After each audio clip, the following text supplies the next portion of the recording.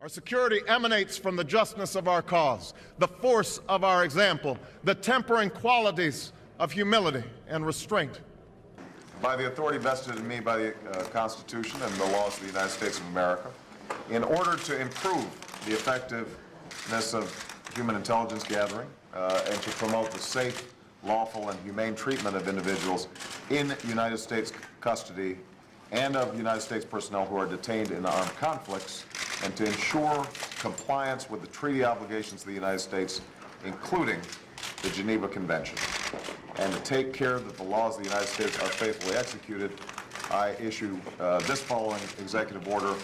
I have put an end to the interrogation techniques described in those OLC memos, and I want to be very clear and very blunt. I've done so for a simple reason, because I believe that our nation is stronger and more secure when we deploy the full measure of both our power and the power of our values, including the rule of law. I don't believe that there is a contradiction between our security and our values. And when you start sacrificing your values, when you lose yourself,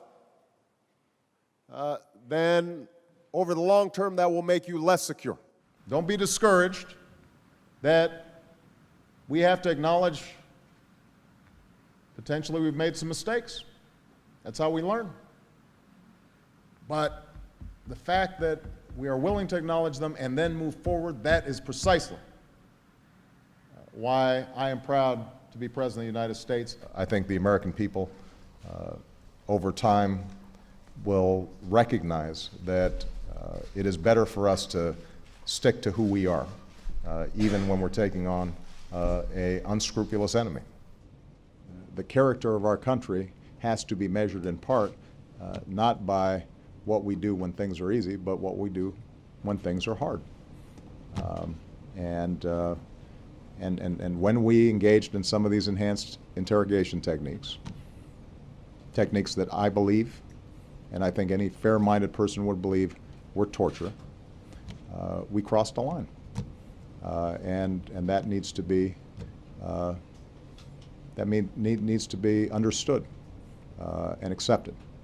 And we have to, as a country, take responsibility for that so that hopefully we don't do it again in the future.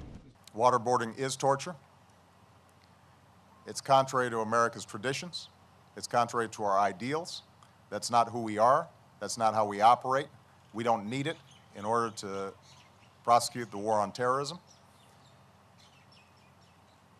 And we did the right thing by ending that practice.